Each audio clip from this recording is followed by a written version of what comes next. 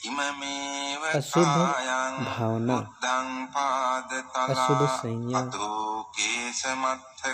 अशुभ भावना कोई कैसे करता है? जब कोई भिक्षु पैर के तलवे से लेकर सिर के बाल तक और सिर के बाल से लेकर पैर के तलवे तक चारों ओर चमड़े से ढका हुआ, चमड़े से आच्छादित यह शरीर नाना प्रकार के गंदगियों से भरा पड़ा है। जो इस प्रकार देखता है वह अशुभ भावना करता है। और अशुभ भावना करते समय कैसे देखता है? वह देखता है कि इस काया में बाल है, रोम है, नाखून है, दांत है, चमड़ा है, मांस है, नसें हैं, मज्जा है, हड्डी है।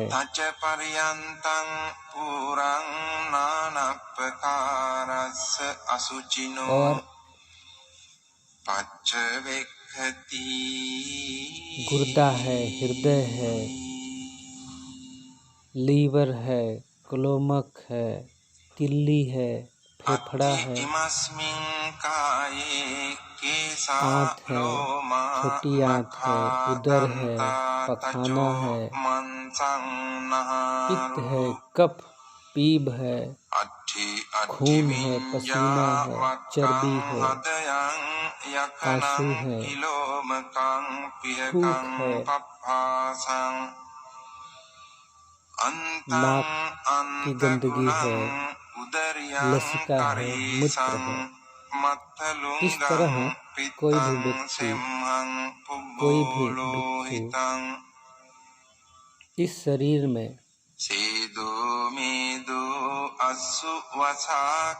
देखता हुआ अशुभानुपस्सना करता है। यह अशुभ भावना करता है। अशुभ भावना या अशुभानुपस्सना या अशुभानुसति यह कायानुपस्सना का एक पर्व है। कायानुपस्सना के कुल कितने पर्व हैं? 6 पर्व। आनापान पब्बं, इरियापब्बं, इरियापठ पब्बं, संपजान पब्बं, प्रतिकूल मनसिकार पब्बं, धातु मनसिकार पब्बं, नवस्वधिक पब्बं। तो आनापान पब्बं में कोई व्यक्ति आनापान सती करता है। आनापान सती क्यों करता है? क्योंकि वह सबसे पहले स्थिर होगा, इसलिए आनापान करता है, यानी शांत होगा। क्योंकि बिना शांत हुए, बिना स्थिर हुए शरीर में हम गंदगियों को नहीं देख पाएंगे या शरीर में हम अशुभ नहीं देख पाएंगे। अगर हम स्थिर नहीं हैं तो शरीर में शुभ ही शुभ देखते हैं। इसलिए आनापान सती की जाती है ताकि जो चंचलता है वह समाप्त हो जाए। आनापान सती भी 10 अनुस्मृतियों में एक प्रकार की स्मृति है। तो हम लोग आज जो बात कर रहे हैं वो अशुभानुसति पर बात कर रहे हैं। तो कायानुपස්සना में जो 6 बातें आती है, जिसमें पहला आनापानसति, फिर इरियापत यानी शरीर की हलन चलन, उठना बैठना आना जाना, इसमें जागरूक रहना। फिर संपजान, संपजान मतलब कि शरीर की एक एक क्रिया पर संप्रज्ञानी होकर देखना। जैसे कि कोई भी भिक्षु यानी पीछे हटता है तो संप्रज्ञानी होता है, सामने देखता है या आड़े तिरछे देखता है तो संप्रज्ञानी होता है, सिकुड़ता है पसारता है यानी हाथ पैर फैलाना, हाथ उठाना, उंगलियां भी चलाना, ये सारी चीजें संप्रज्ञानी होकर देखता है, मौन रहकर। तो संप्रज्ञान पब्बं प्रतिकूल मनसिकार पब्बं।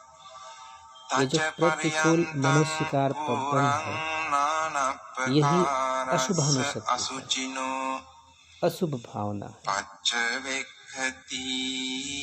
और धातु मनसिकार पब्बं यह भी अशुभ भावना में आता है। और नवसी वथिक पब्बं यह भी अशुभ भावना में आता है। प्रतिकूल मनसिकार में क्या है? प्रतिकूल मनसिकार में यही देखता है कि इस शरीर में केश है, रोम है, नख है, दांत है, चमड़ा है, मांस है, नसें हैं, हड्डी है, हड्डी के भीतर मज्जा है, गुर्दा है, हृदय है, लीवर है, क्लोमक है, पिल्ली है, फेफड़ा है, आंत है, पतली आंत यानी छोटी आंत है, उदर है, मल है, पित्त है, कफ है, पीप है, खून है, पसीना है, मस्तिष्क के भाग यानी मस्तिष्क के अंदर जो मेद होता है तो वह भाग, आंसू है, चर्बी है, थूक है, नाक की सीड़ है, और लसिका यानी जो शरीर में तरल पदार्थ है जो जोड़ कर रखते हैं, लसिका और इस तरह इस शरीर में देखता है। तो यह प्रतिकूल मनस्कार। प्रतिकूल मनस्कार क्यों होता है? अगर प्रतिकूल नहीं होगा तो क्या देखेगा? प्रतिकूल नहीं होगा तो फिर कहेगा कि ये बाल, फिर बाल की खूबसूरती देखेगा, फिर बाल तो गाल तो होठ तो हाथ, फिर शरीर, यानी सुंदर ही सुंदर, सुंदर ही सुंदर दर्शन करता है यदि अनुकूल देखता है। अनुकूल मतलब हालांकि उसका जो परिणामतः अनुकूल नहीं होता, लेकिन अनुकूल मन को लगता है। तो जब मन के अनुकूल देखता है तो शुभ शुभ देखता है, लेकिन जब प्रतिकूल देखता है तो फिर अशुभ देखता है। धातु मनसिकार में क्या है कि वो अलग अलग करके देखता है। कैसे अलग अलग करके देखता है? किस तरह से? जैसे ये पृथ्वी धातु है, ये अग्नि धातु है, ये जल धातु है, ये वायु धातु है, इस तरह न कि ये पूरा शरीर एक साथ नहीं देखता, बल्कि इसमें देखता है इसमें अग्नि है तो अग्नि क्या है, यानी शीत, कभी ठंडा कभी गर्म, या अग्नि ही है। जल धातु यानी जितने शरीर के तरल पदार्थ हैं, थूक है, मूत्र है, खून है, यह सब जल धातु। पृथ्वी धातु यानी जो हड्डी है या शरीर में ठोस पदार्थ है वो पृथ्वी धातु। और वायु धातु यानी शरीर में जो श्वास है या कंपन है वो वायु धातु। इस तरह से धातु मनस्कार करता है। नवसी वथिक पब्बं, नवसी वथिक पब्बं में 9 प्रकार के शमशानों का पर्वत है, यानी उस तरह से देखता है जैसे शमशान में कोई भी कैसे देखता है, जैसे शमशान में कोई भी 1 दिन या 2 दिन या 3 दिन फूले हुए, नीले पड़े हुए, पीप निकलते हुए, बहते हुए मृत शरीर को देखता है, तो वो उस शरीर को नहीं देख करके वो ऐसा समझता है कि जैसे ये शरीर है वैसे ये मेरा शरीर। इस तरह नवसी वथिक यानी 9 प्रकार के शमशानों का पर्व देखता है। तो कोई भी व्यक्ति जब अशुभ भावना करता है तो अशुभ भावना करने के लिए एक बात ज़्यादा महत्वपूर्ण है कि उसे अगर स्त्री शरीर है, वैसे न कोई स्त्री शरीर है न कोई पुरुष शरीर है, लेकिन हम अपनी मान्यताओं से मानते हैं कि ये स्त्री शरीर है, ये पुरुष शरीर है। जब हम सच्चाई पर पहुंचते हैं या देखते हैं तो कोई ना स्त्री शरीर है ना पुरुष शरीर है, हर जगह मांस है, मज्जा है, हड्डी है, खून है, पेशाब है, मल है, पित्त है, दांत है, त्वचा है, यही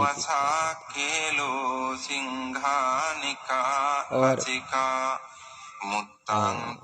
पृथ्वी है यानी कि हड्डियां हैं या तरल पदार्थ है या यानी जल है, वायु है, अग्नि है, यही देखता है। लेकिन जब शांत भाव से या जैसा बुद्ध ने कहा है वैसा दर्शन नहीं करता, तब वो देखता है कि स्त्री है और पुरुष है। तो यदि कोई स्त्री शरीर है तो स्त्री शरीर वाले को स्त्री शरीर में ही अशुभ भावना करनी चाहिए। सबसे पहले उसे खुद के शरीर में ही अशुभ भावना करनी चाहिए, और अगर खुद के शरीर में नहीं करता तो किसी स्त्री शरीर में अशुभ भावना करनी चाहिए। ठीक वैसे ही जो पुरुष शरीर वाले हैं उन्हें पुरुष शरीर में भावना करनी चाहिए, खुद के शरीर में अशुभ भावना करनी चाहिए। और खुद के शरीर में अशुभ भावना करने के बाद किसी पराये किसी दूसरे पुरुष में अशुभ भावना करनी चाहिए। पुरुष शरीर और वो भी मृत हो, स्त्री शरीर वो भी मृत हो। अगर कहीं स्त्री पुरुष शरीर के मृत शरीर का देख करके अशुभ भावना करती है तो भी हो सकता है कि वह काम विकारों में पड़ जाए। यदि कोई पुरुष स्त्री शरीर को देखकर अशुभ भावना करता है तो मृत शरीर, सड़ी हुई शरीर भी उसके भीतर काम विकार पैदा कर सकती है, और ऐसे अन्य उदाहरण देखने को मिलते हैं।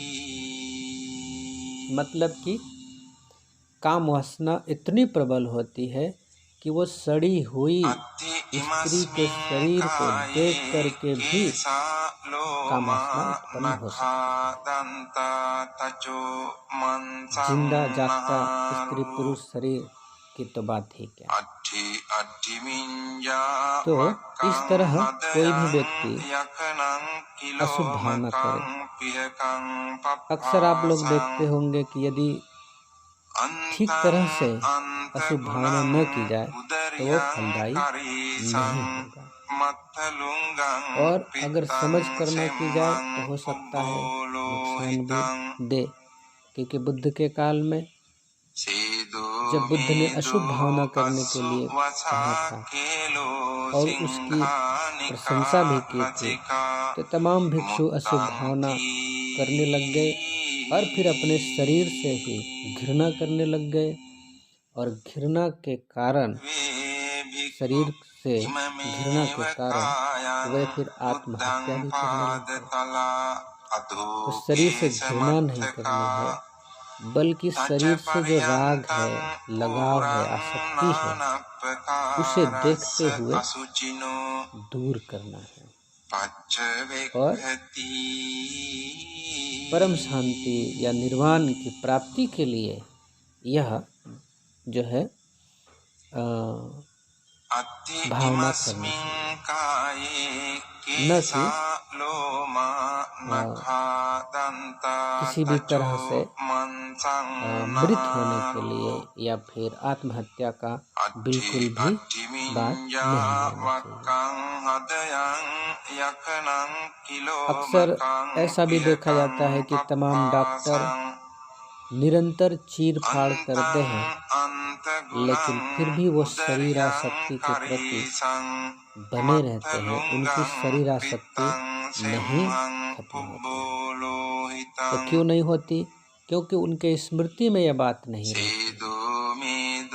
और दूसरी सबसे महत्वपूर्ण बात कि उनकी श्रद्धा बुद्ध से नहीं रहती और बुद्ध के द्वारा बताए गए अनित्य, दुख, अनात्म, इनका उन्हें ज्ञान नहीं होता या इनका वे अभ्यास नहीं करते। इसलिए रात दिन मनुष्य शरीर की चीर फाड़ करने वाला डॉक्टर भी शरीर के प्रति आसक्ति से भरा रहता है।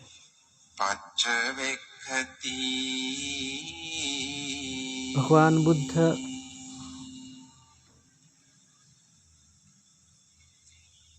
हमें अशुभानुशक्ति करने के लिए क्यों कहते हैं? क्योंकि कोई भी व्यक्ति जब कामासक्ति या शरीर आसक्ति, सबसे बड़ी आसक्ति तो शरीर आसक्ति, शरीर आसक्ति में फंसा रहता है, तो वह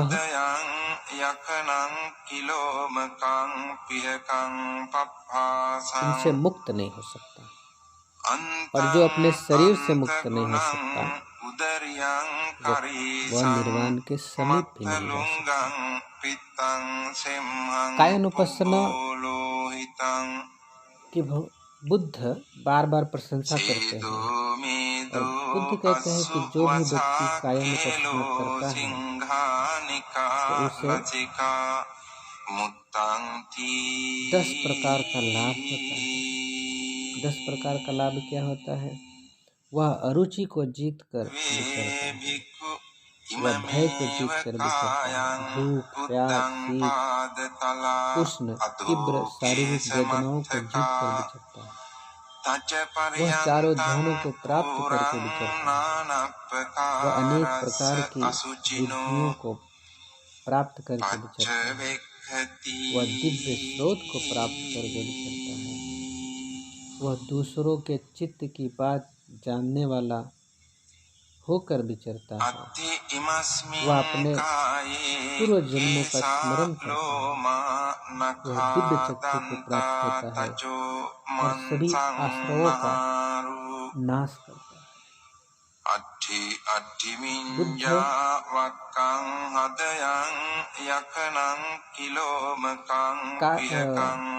कायानुपස්සना की प्रशंसा करते समय कहते हैं,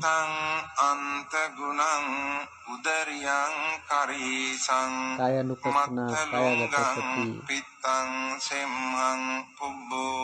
कायानुपස්සना की प्रशंसा, कायागत सती की प्रशंसा करते हुए कहते हैं, ये अनाथ पिंडक द्वारा श्रावस्ती में बनाए गए जेठवनाराम की बात है। तब भिक्षाचर्या के बाद उपस्थानशाला में एकत्र बैठे हुए बहुत से भिक्षुओं में परस्पर यह चर्चा प्रारंभ हुई।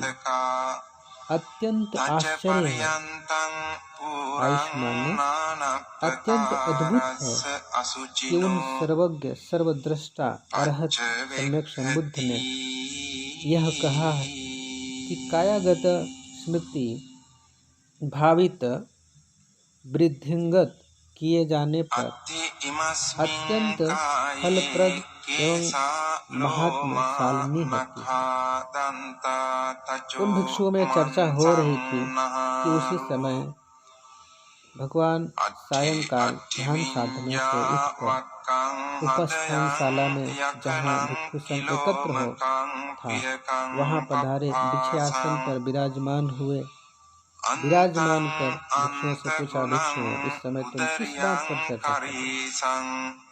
तुम परस्पर क्या बातें करते हुए रुक गए?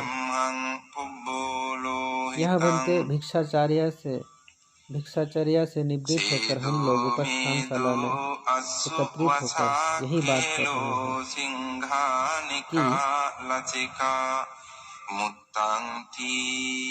तथागत सर्वद्रष्टा अर्हक सम्यक संबुद्ध ने कायागत सती की उसको बढ़ाने के लिए उसको अत्यंत फलप्रद माना है, मात्रशालिनी माना है, यानी कि महाफलदायी माना है। यदि कोई व्यक्ति कायागत सती का अभ्यास करता है तो वह महाफल को प्राप्त होता है। अत्ति इमस्मिन् काये केसा लोमा नखा दंता तचो मंसं नहारु। अभी हम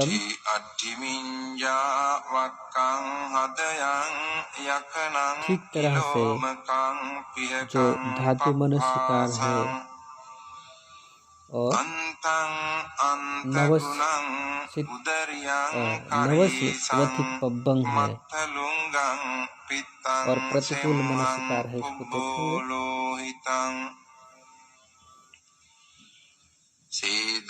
एक बात और हम समझे कि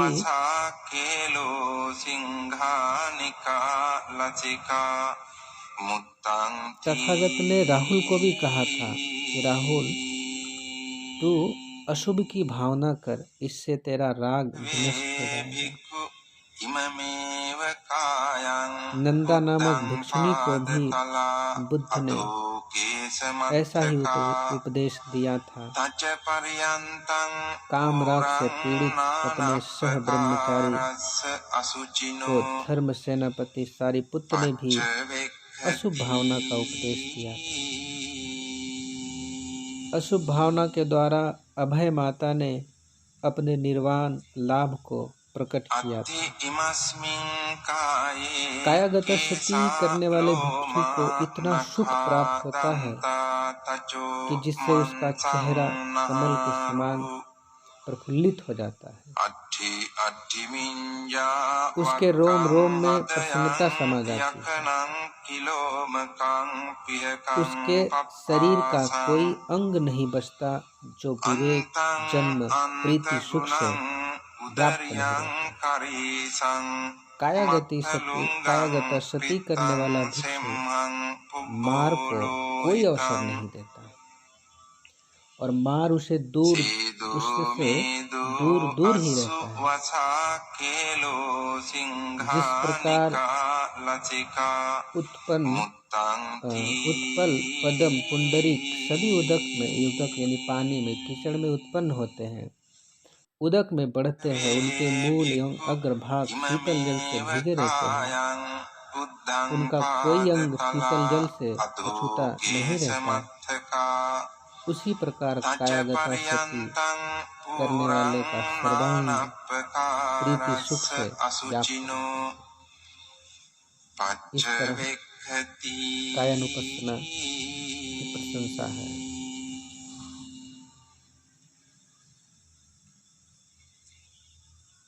अत्ति इमस्मिन् काये केसा लोमा नखा दंता तचो मंसं नहारु।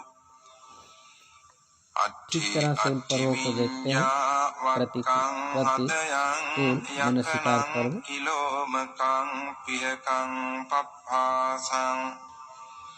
इसी काया में पांव के तलवे से ऊपर की ओर केस वाले सिर से नीचे की ओर त्वचा पर्यंत यानी त्वचा तक नाना प्रकार की गंदगियों से भरा हुआ जान विवेचन करता है। इस काया में केस हैं, लोम यानी रोम है, नाखून है, दांत है, त्वचा है, मांस है, नसें हैं, हड्डी है, हड्डी के भीतर मज्जा है, गुर्दा है, हृदय है, यकृत है, फेफड़ा है, फुफ्फुसावरण, प्लीहा, आंत और आमाशय, मल है, पित्त है, कफ है, पीप है, खून है, पसीना है, चर्बी है, आंसू है, बसा है, लाल है, नाक की सील है, लसिका है, मूत्र है। जैसे भिक्षुओं दोनों ओर से खुले हुए मुंह की डोरियां यानी जैसे कोई डोरी हो दोनों ओर से खुली हो और उसमें गेहूं भरा हो, मूंग भरी हो, मांस भरी हो, तिल, तंडुल आदि नाना प्रकार के अनाज से भरी हो, उन्हें खोलकर आंख वाला पुरुष पर्यवेक्षण करे। यह चावल है, गेहूं है, मूंग है, ये मांस है, तिल है, तंडुल है। ऐसे ही कोई भिक्षु इसी काया को पांव के तलवे से ऊपर की ओर, केस वाले सिर से नीचे की ओर, त्वचा पर्यंत नाना प्रकार की गंदगियों से भरा हुआ जानकर विवेचन करता है, देखता है। क्या देखता है? तो वही केस, लोम, नख, दांत, त्वचा, मांस, नसें, हड्डी, मज्जा, गुर्दा, हृदय, यकृत, फुफ्फुसावरण, प्लीहा, फेफड़ा, आंत, अंत्रियोजनी, अमाशय, पखाना, पित्त, कफ, पीप, खून, पसीना, चर्बी, आंसू, वसा, लार, नाक की सीर, लसिका और मूत्र। यही इस शरीर में इस प्रकार वह भीतर की ओर काया में कायानुपස්සनी होकर विहार करता है अथवा बाहर की ओर काया में कायानुपස්සनी होकर विहार करता है अथवा भीतर बाहर सर्वत्र कायानुपස්සनी होकर विहार करता है अथवा समुदय धर्मानुपස්සनी होकर विहार करता है अथवा व्यय धर्मानुपස්සनी होकर काया में विहार करता है अथवा समुदय धर्मानुपස්සनी होकर काया में विहार करता है अथवा इसकी स्मृति में यह सच्चाई प्रतिष्ठापित हो जाती है यानी बैठ जाती है। यह काया है। जब तक मात्र ज्ञान मात्र दर्शन बना रहता है तब तक अनाश्रित होकर विहरता है और लोक में कुछ भी ग्रहण नहीं करता। सबसे जबरदस्त बात यही है कि लोक में कुछ भी ग्रहण नहीं करता। लोक यानी संसार, संसार बाहर का, लेकिन इस शरीर को भी लोक कहा जाता है। लोक तो इस शरीर में कुछ भी ग्रहण नहीं करता। तो इस शरीर में कुछ भी क्या ग्रहण नहीं करता? ये शरीर मैं नहीं, मेरा नहीं। तो शरीर में क्या मैं नहीं? तो ये हाथ, आँख, नाक, कान, मुंह, जीभ, त्वचा, मन, कुछ भी शरीर में मेरा नहीं है। और इनसे उत्पन्न हुए कोई भी विचार या विषय वो मेरे नहीं है, ऐसा ग्रहण करते हैं। बिल्कुल कहीं भी कुछ भी मैं और मेरा कहकर प्रतीत नहीं करता। यह बात खूब समझने की है कि इस शरीर में कुछ भी ग्रहण नहीं करता, यानी मैं मेरे का भाव इस शरीर में नहीं रखता। यह बात खूब समझने की।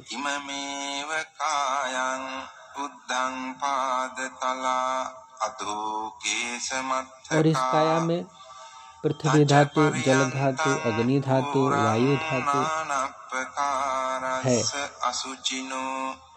तो पृथ्वी धातु क्या है? देखता है कि जो हड्डियां हैं, शरीर में जो कुछ भी ठोस है वो पृथ्वी धातु है। जल धातु यानी कि जो खून है, पसीना है, पानी है, या हड्डियों को जोड़ने का जो तरल पदार्थ है, वीर्य है, ये सब जल धातु के रूप में देखता है। अग्नि धातु यानी कि शरीर ठंडा है या गर्म है, इस प्रकार अग्नि धातु देखता है। वायु धातु यानी श्वास देखता है, श्वास को देखता है, या शरीर में जो कुछ कंपन है वह वायु धातु है। इस तरह धातु को अलग अलग करके देखता है, न कि एक में देखता है कि यह शरीर है तो यह मेरा शरीर है या तेरा शरीर है, इस तरह नहीं देखता।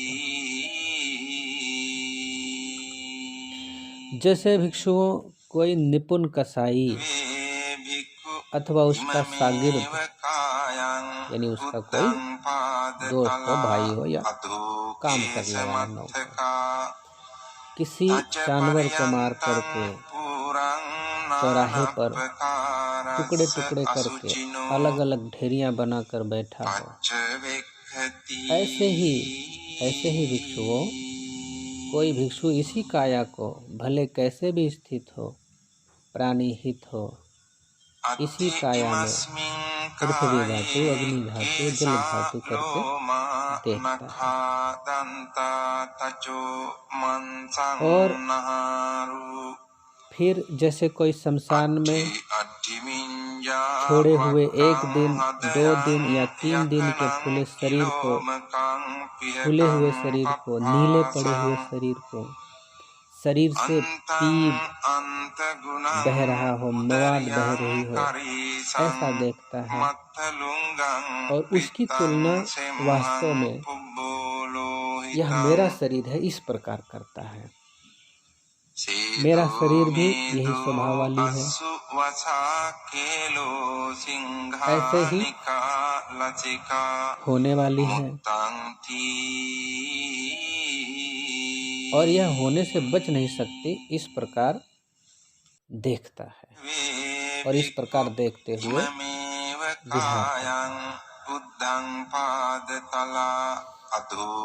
जैसे कोई शमशान में कोई लाश पड़ी हो और जिसको कौवा, चील, गीद, बगुला, कुत्ता, बाघ, शेर, चीता, सियार खा रहे हो, और शरीर को, और उस शरीर को देखे और उसकी तुलना किस शरीर से करे?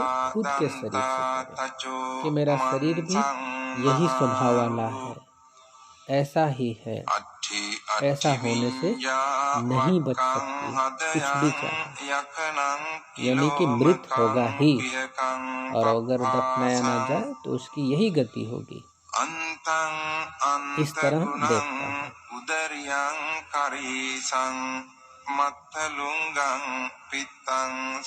फिर वह इस सच्चाई में प्रतिष्ठापित होता है। कौन सी सच्चाई? कि यह शरीर मैं नहीं है, मेरा नहीं। और कहीं भी इस शरीर में कुछ भी ग्रहण नहीं करता, यह देखते हुए। और फिर जैसे कोई शमशान में मांस युक्त, खून से सने हुए, नसों से बंधे हुए, हड्डी कंकाल वाले मृत शरीर को देखे, या मांस रहित, लहू से सने हुए यानी खून से सने हुए, नसों से बंधे हुए, हड्डी कंकाल मृत शरीर को देखे, इस तरह से बंधन रहित हड्डियों को दिशा विदिशा में फेंका हुआ देखे, जैसे हाथ कहीं और, हाथ की हड्डी कहीं और, पैर की हड्डी कहीं और, टखने की हड्डी कहीं और, जंघा की हड्डी कहीं और, उरु की हड्डी कहीं और, कमर की हड्डी कहीं और, पसली की हड्डी कहीं और, पीठ की हड्डी कहीं और, कंधे की हड्डी कहीं और, गर्दन की हड्डी कहीं और, थोड़ी की, दांत की, खोपड़ी की हड्डी कहीं और। इस तरह देखे और उस शरीर की तुलना अपने शरीर से करें।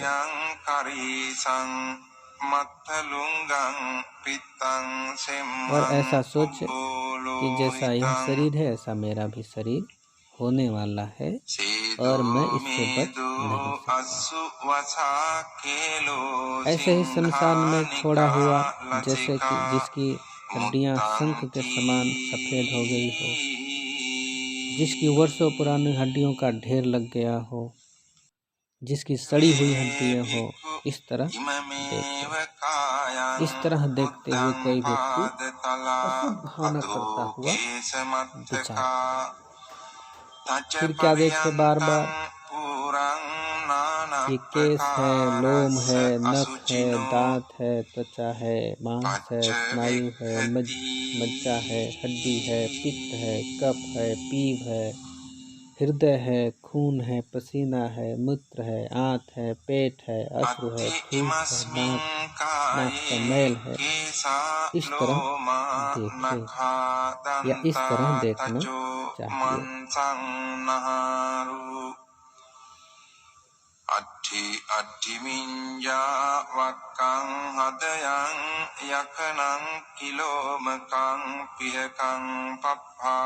और क्या देखे कि पैर के तलवे से लेकर केश मस्तक तक और केश मस्तिष्क से लेकर पैर के तलवे तक यह शरीर नाना प्रकार के गंदगियों से, अशुद्धियों से भरा पड़ा है। इस प्रकार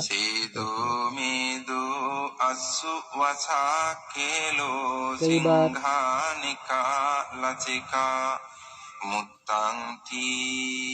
हमको जो शरीर की ऊपरी साज सज्जा है वो हमको धोखा देती है। ये धोखा देने वाली छवि को देखकर हम लोग खुश होते हैं, किंतु जब उसे हम किसी लैब में देखते हैं जहाँ पे कोई डॉक्टर उसको टुकड़े टुकड़े करके रखा हो, जब हम उसे देखते हैं तब हमें यह समझ में आता है कि यह शरीर कैसा है।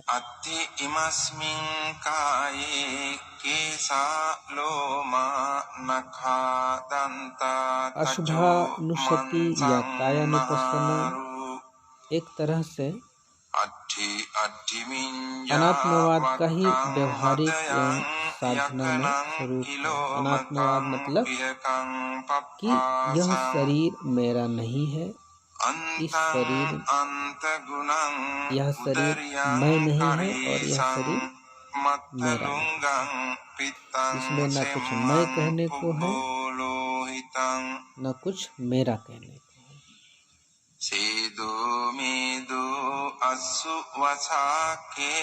शरीर के अंग प्रत्यंग पृथक पृथक करके देखने का यही तात्पर्य है कि जिस पर किसी का भी अधिकार हो, यदि मैंने किसी का अधिकार नहीं है और यदि किसी का अधिकार है, यदि शरीर पर किसी व्यक्ति का अधिकार है तो वह शरीर कभी बूढ़ा नहीं होगा, रोगी नहीं होगा तथा मरता नहीं। कौन व्यक्ति वृद्ध होना चाहता है? कोई भी वृद्ध नहीं होना चाहता, रोगी नहीं होना चाहता, मरना नहीं चाहता, बीमार नहीं होना चाहता। और लेकिन ये सारी चीजें बिना पूछे उसके जीवन में आती ही हैं। मरता भी है, रोगी भी होता है, बूढ़ा भी होता है और मृत्यु भी प्राप्त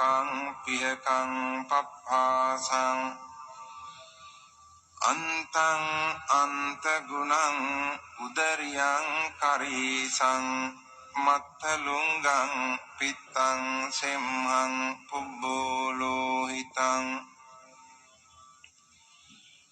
सेदो मेदो अस्सु वसा केलो सिंहानिका लचिका मुत्तं थी। कायागत सती के अभ्यास से इसकी भावना से व्यक्ति का विकास होता है। वह अपने इस शरीर से आसक्ति खत्म कर शरीर में ही रहते हुए परम सुख का अनुभव करता है। आप लोग देख सकते हैं कि भगवान बुद्ध की कायानुपස්සना का देशना का प्रभाव उनके भिक्षुओं पर कितना गहरा पड़ा था। यह भिक्षु पूर्ण के भगवान बुद्ध से हुए संवाद से ज्ञात होता है। उसने भगवान से कहा, मुझे जान से भी मार डालेंगे तो भी मैं अपना मंगल ही समझूंगा। और यह बोधिसत्वचर्या का आदर्श रूप है।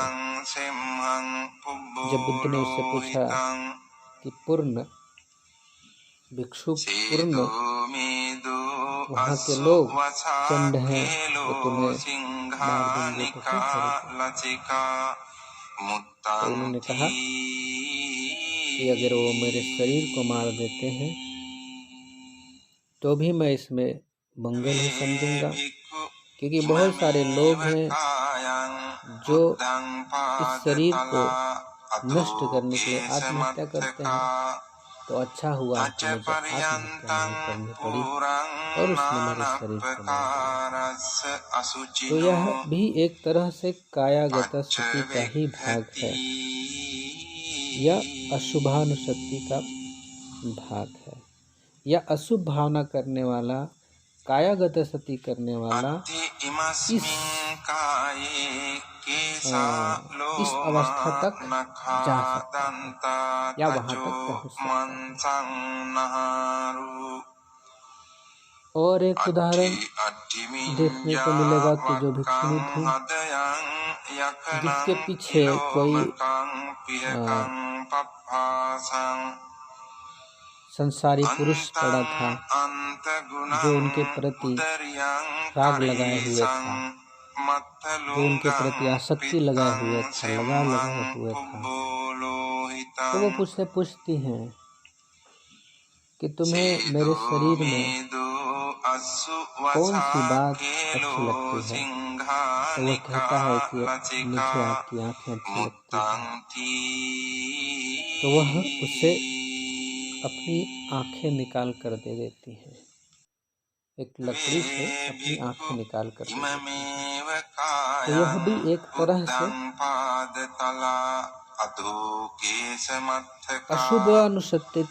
अशुभानुसति या कायागत सती का चरम परम भाग है, जो इस तरह से उन्होंने किया।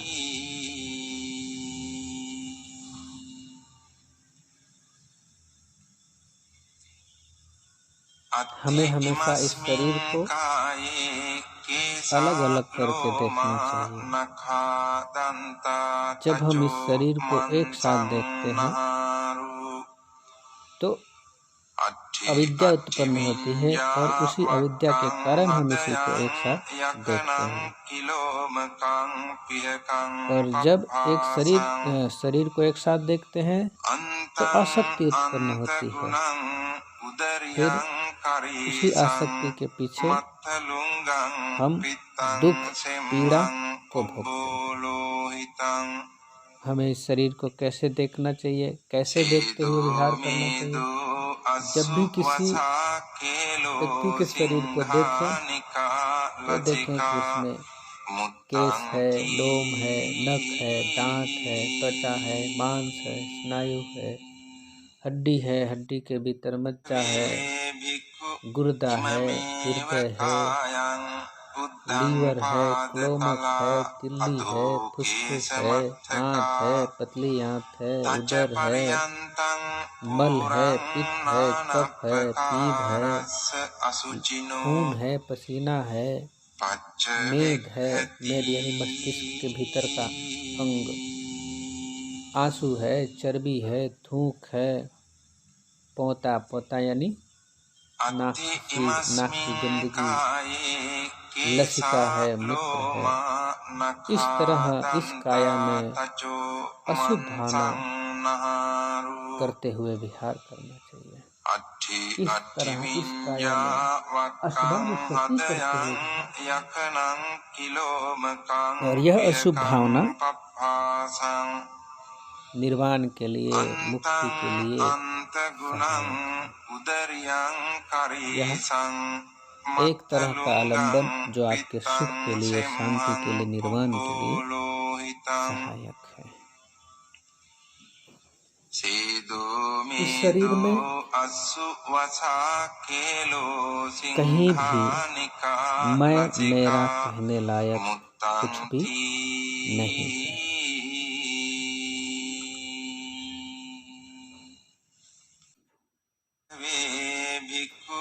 इममेव कायं बुद्धं पादतला अधो केशमत्थका क्या क्या है इस शरीर में?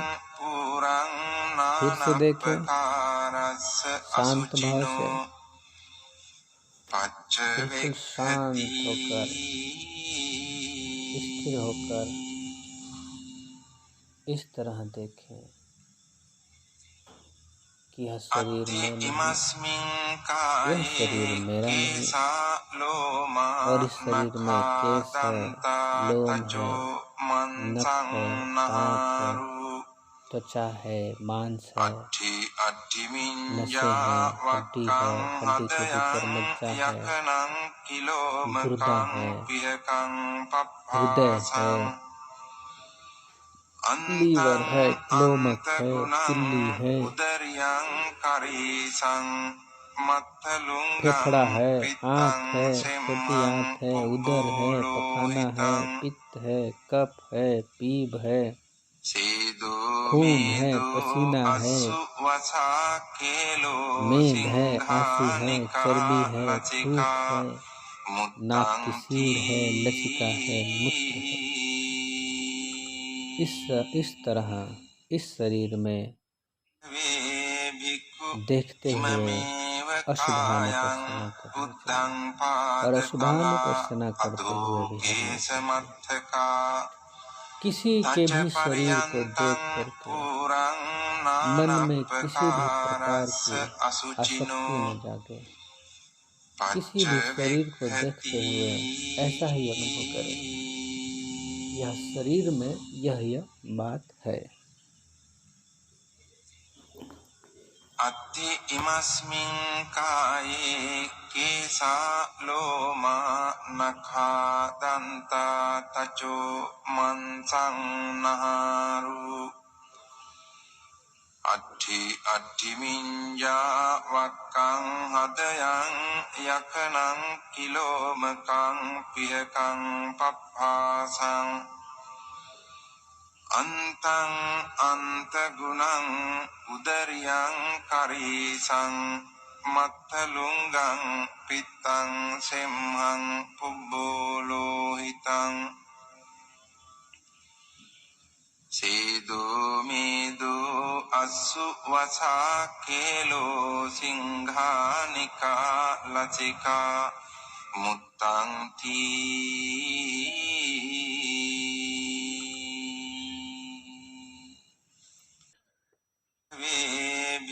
क्या क्या है इस शरीर में? केश, लोम, नाखून, दांत, त्वचा, मांस, नसें, हड्डी, हड्डी के भीतर मज्जा, गुर्दा, हृदय, लीवर, क्लोमक, तिल्ली, फेफड़ा, आंत, छोटी आंत, उदर, मल, पित्त, कफ, पीप, खून, पसीना, मस्तिष्क, आंसू, चर्बी, थूक, नाक की सीढ़, लसिका और मूत्र, यह इस शरीर में भरा हुआ है और यह शरीर न मैं कहने योग्य है न मेरा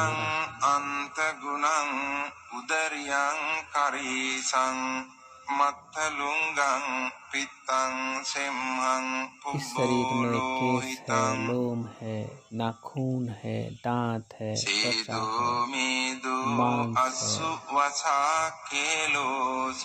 नसें हैं, हड्डी है, हड्डी के भीतर मज्जा है, गुर्दा है, हृदय है,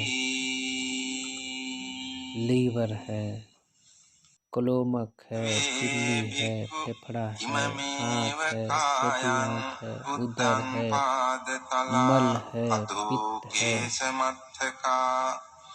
कफ है, पीप है, खून है, पसीना है, मेद है, आंसू है, चर्बी है, थूक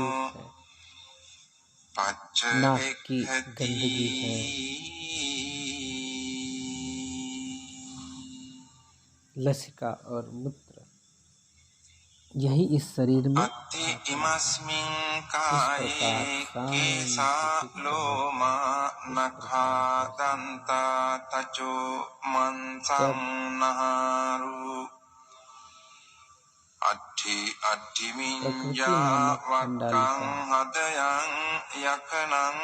नामक चंडालिका लड़की जब आनंद के ऊपर कामासक्ति भाव से इच्छा प्रकट की, तब आनंद ने आनापानसती करते हुए इसी तरह की भावना की और बुद्ध ने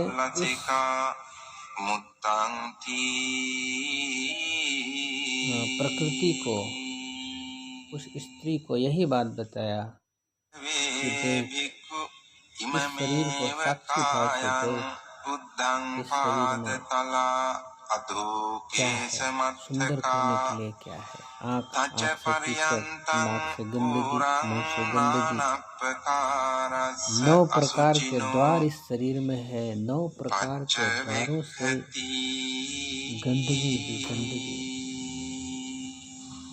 इस तरह बुद्ध ने उसे बताया और उन्होंने इस तरह की भावना करते हुए हमें भी निरंतर इस तरह की भावना करनी चाहिए। किस तरह की भावना करनी चाहिए?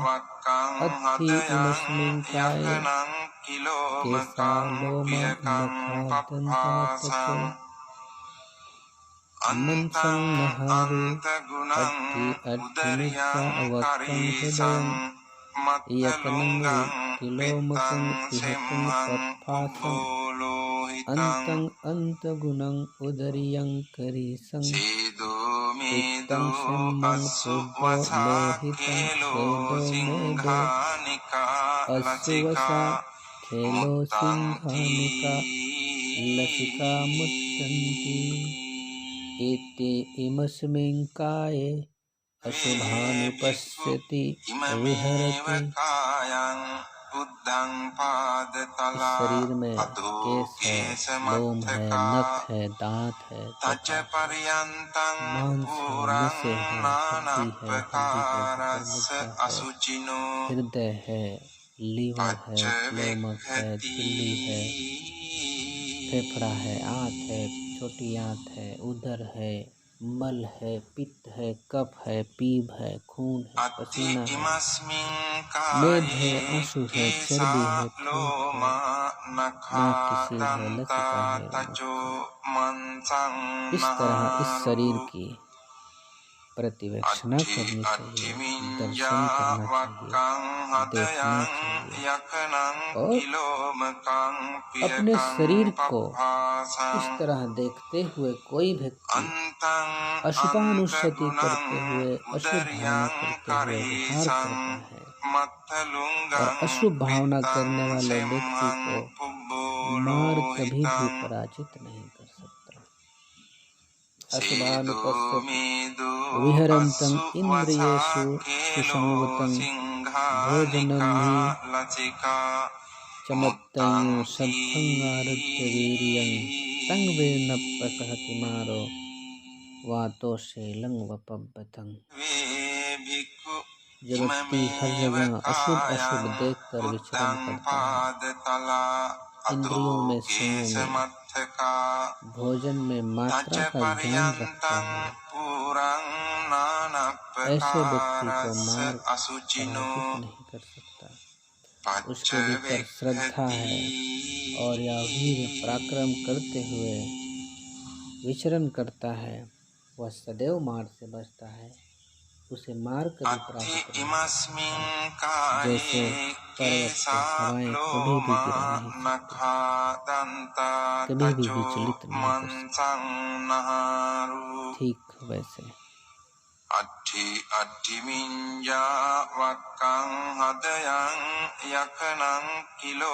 इस शरीर में हमें अशुभ भावना करते हुए विचरण करना चाहिए।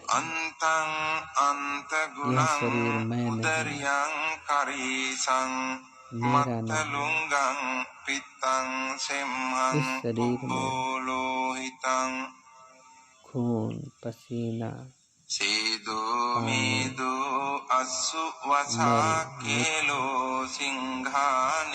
आदि भरा पड़ा है।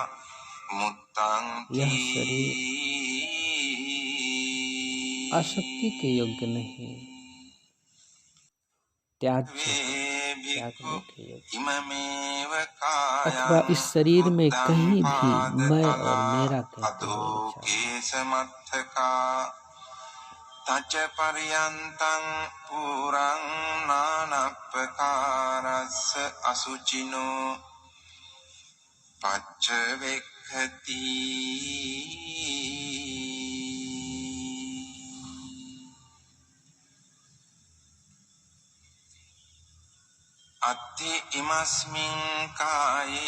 इस शरीर में कुछ भी ग्रहण करने योग्य नहीं है, कुछ भी पकड़ने योग्य नहीं है, कुछ भी अपना कहने योग्य नहीं है। यह शरीर मैं नहीं, यह शरीर अशुभ अशुभ बातों से, गंदगियों से, दुर्गंधियों से भरा पड़ा है। नाना प्रकार के गंदगियों से, 9 द्वारों से बहती गंदगियों से यह शरीर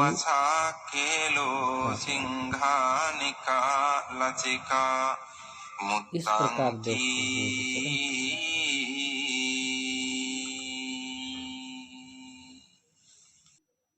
हुए इममेव कायं बुद्धं पादतला अधोकेशमर्थका तच पर्यन्तं पुरं नानप्रकारस्य असुचिनो पच्चवेक्खति।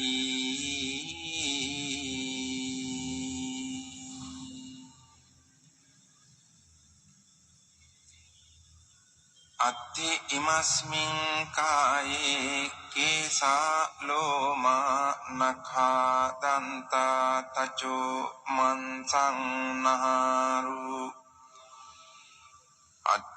अट्ठिमिञ्जा वक्कं हदयं यकनं किलोमकं पिहकं पप्पासं अन्तं अन्तगुणं उदर्यं करीसं मत्थलुङ्गं पित्तं सिंहं पुब्बोलोहितं सेदो मेदो अस्सु वसा केलो सिंहानिका लचिका मुत्तं थी।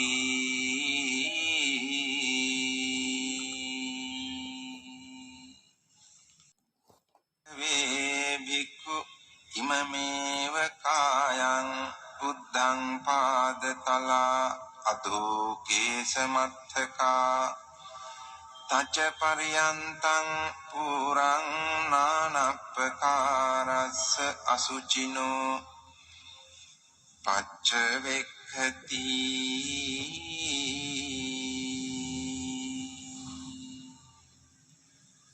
केसा लोमा नखा අත්ථි दंतो ඉමස්මින් කායේ කේසා तचा ලෝමා दंतो නඛා දන්තා තචෝ केसा लोमा මන්සන්නහාරු नखा दंतो तचा අට්ඨි අට්ඨි तचा විඤ්ඤා दंता වක්කං හදයන් යකනං කිලෝමකං केसा පියකං लोमा नखा පප්පාසං तचा අන්තං दंतो අන්ත नखा ගුණං लोमा උදරියං කරීසං केसा लोमा नखा මත්තලුංගං दंतो तचा පිත්තං සෙම්හං तचा दंतो පුබ්බෝලෝහිතං नखा लोमा केसा සීදෝ केसा මේදෝ लोमा नखा අස්සු दंतो වසා तचा කේලෝ तचा दंतो සිංහානිකා नखा लोमा ලචිකා केसा මුත්තං තී केसा लोमा नखा दंतो तचा